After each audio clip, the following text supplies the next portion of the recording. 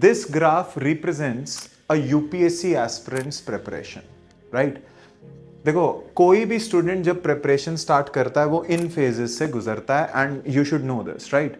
Normally बच्चा preparation start करता है, आप लोगों ने भी मोस्टली ने की होगी, जून से, जब उसके सेमेस्टर एग्जाम्स वगैरह खत्म होते हैं। अच्छा, कुछ लोग पहले स्टार्ट कर देते हैं, उनका एज होता है, लेट्स से कोई जैन में स्टार्ट कर देता है, मार्च में कर देता है, उन्हें एज मिलता है। लेकिन यहां पर what I am trying to tell you is normally students June में स्टार्ट करते हैं और देखो 12 महीने की प्रिपरेशन, नेक्स्ट जून में आपका एग्जाम है, प्रीलिम्स का एग्जाम है। अब उनकी मोटिवेशन कैसे रहती है, ध्यान से देखो। सबसे पहले आता है फेज 1, जहां उनकी मोटिवेशन लेवल्स एकदम हाई होते हैं। क्यों हाई होते हैं? सी, न्यूली स्टार्टेड, नई नई प्रिपरेशन स्टार्ट करी होती है, न्यूली स्टार्टेड, नई नई प्रिपरेशन स्टार्ट की होती है, तो वो बहुत अच्छे से पढ़ाई करते हैं। उन्हें लगता है like see they want to do something, they want to achieve something, so आगे से आके achievement drive, achievement drive. And एक और चीज, लाइक वन सब्जेक्ट स्टार्टेड और कंप्लीटेड। सी यूपीएससी के प्रिपरेशन में 9 सब्जेक्ट्स हैं। फेज 1 में क्या होता है, जब कोई बच्चा प्रिपरेशन स्टार्ट करता है वो बहुत मोटिवेटेड होता है कि मैं तो बस आईएएस बन के ही जाऊंगा। सी हमारे यहाँ भी जब बच्चे आते हैं और पहले दिन बैठे होते हैं, सी दे कम आउटसाइड आल्सो, सर ये बुक भी बता दो, सर ऑनलाइन कह रहे हैं ये वाली बुक भी कर लेते हैं। दे आर हाईली मोटिवेटेड, क्योंकि उन्हें लगता है कि भाई बहुत पढ़ना पड़ेगा, पेपर निकालना पड़ेगा। पढ़ भी देते हैं वो 8-8, 9-9 घंटे। लेकिन जैसे जैसे देखो सब्जेक्ट आगे बढ़ता जाता है, सब सिलेबस आगे बढ़ता जाता है, 2 या 3 सब्जेक्ट्स हो जाते हैं अक्टूबर के अराउंड। पहले 3-4 months absolutely the things are fine, but October के एरिया में फेज 2, और ये हर बच्चे का अलग है। आप ये ना बोलना कि सर मैंने मार्च में प्रिपरेशन स्टार्ट किया, तो आप अपने 3-4 मंथ्स लगा सकते हो। अक्टूबर से फेज 2 स्टार्ट होता है, चैलेंज फेज जिसे मैं बोलता हूं। So this is the challenge phase, this is the beginner phase.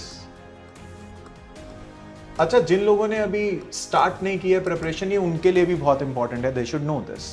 तो this the challenge phase. Challenge phase क्यों? 3-4 सब्जेक्ट्स डन। सी जैसे जैसे ज्यादा सब्जेक्ट्स हो जाते हैं, जैसे जैसे ज्यादा सब्जेक्ट्स हो जाते हैं, वैसे वैसे आपको पुराने सब्जेक्ट्स याद नहीं रहते। सी यहां पर तो क्या होता है, लेट्स से आपने पॉलिटी किया, इकोनॉमी किया, आपको याद है, पर अब जब आपके 4 सब्जेक्ट्स हो चुके हैं तो पिछली चीजें आप भूल जाते हो। और जब आप पे प्रेशर आता है, देखो whenever the pressure is high, when you are not able to retain, आपके एनर्जी लेवल्स नीचे चले जाते हैं। तो एक तो सिलेबस एक्सपैंड होता है, देन यू रियलाइज कि, और वैसे भी इतनी हाई मोटिवेशन पे आप पूरा कंटिन्यू नहीं कर सकते हो।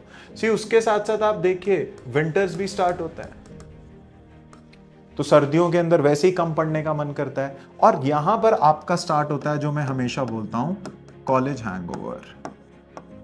What is college hangover? See college के अंदर भी आप जब पहली बार पहले दिन कॉलेज में जाते हो तो आपको लगता है कॉलेज तो मैं ही टॉप करूंगा। थोड़े दिन आप पढ़ते हो, पर धीरे धीरे यू रियलाइज, फर्स्ट सेमेस्टर हर कोई बहुत मेहनत करता है।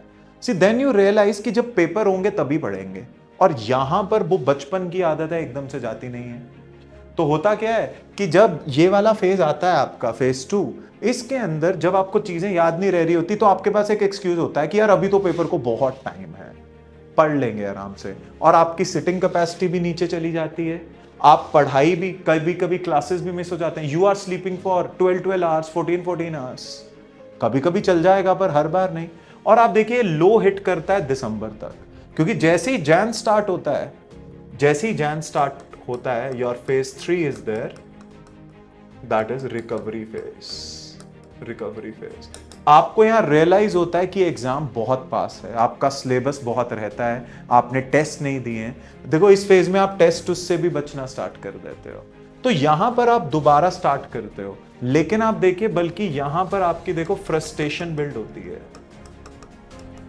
फ्रस्ट्रेशन बिल्ड होती है, and you are not able to channelise your energy, and यहां पर प्रेशर भी बहुत हाई होता है, तो आप अपना बेस्ट नहीं दे पाते। तो जब एग्जाम होता है, अगर आप ध्यान से देखें, the energy levels when you are giving the exam is far less than when what you could have achieved. What could, see आपका बेस्ट ये है, लेकिन आप अपने बेस्ट से कम देते हो एग्जाम में, और ऐसे पेपर नहीं निकलेगा। और देखो व्हेन आई से this is the plan of this is the journey of UP, see this is my experience, मैं खुद इस जर्नी से निकला हूँ। सी 11 ईयर्स प्लस हो गए हैं मेरे को पढ़ाते हुए। एवरेज स्टूडेंट की यही स्टोरी है, कभी भी वो स्टार्ट कर ले, स्टार्ट करता है बहुत मोटिवेशन के साथ, और उसके बाद सी जो स्टार्टिंग में लगते हैं कि इसका तो पेपर पक्का निकलेगा, बहुत पड़ता है, वो गायब होते हैं इस फेज के अंदर। और कई तो इस फेज के बाद यहां पर आते ही नहीं है। दे आर नाउ थिंकिंग कि सर हम अगले साल पेपर देते हैं, सर हम कुछ और बैकअप नहीं है सर हमारे पास। यहां पर उल्टे सीधे चीजें दिमाग में आती रहती हैं।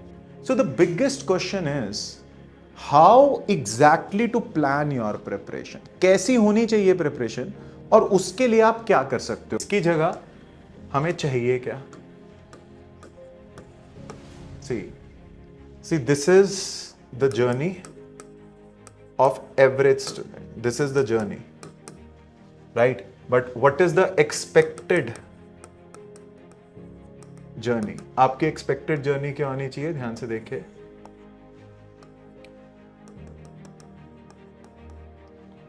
time, motivation। see expected journey होनी चाहिए ऐसे।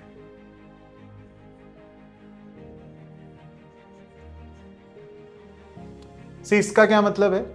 थोड़ा बहुत ऊपर नीचे चलेगा, पर एनर्जी लेवल ज्यादा नीचे नहीं आने देने। और जब एग्जाम है तब तो जब आपने स्टार्ट किया है उससे कहीं ज्यादा आपकी एनर्जी लेवल होनी चाहिए।